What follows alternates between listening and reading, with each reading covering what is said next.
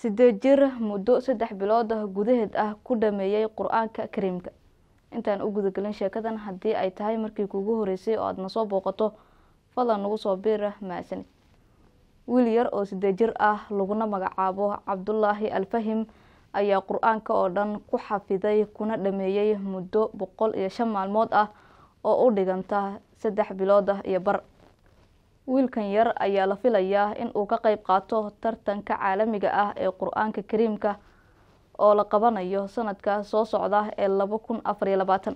waxa uuna hadda ku diyaar garoobayaa gudaha masaajid ku yaala dalka Bangladesh sida ay ku soo waramayso warbaahinta dalkaasi.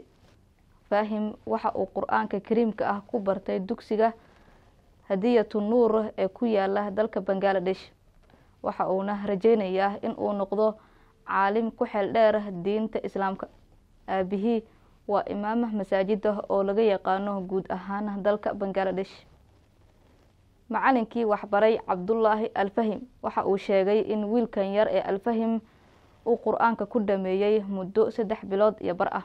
waxa uuna sheegay in uu yahay qaari cod wanaagsan ku akhriya quraanka kariimka. waxa uu sidoo kale sheegay in wiilkan yar uu hadda diyaar u yahay in uu ka qayb galo tartamada caalamiga ah ee la filayo in la qabto sanadka soo socda 2024, gaar ahaan kan la qabanayo bisha Ramadaan.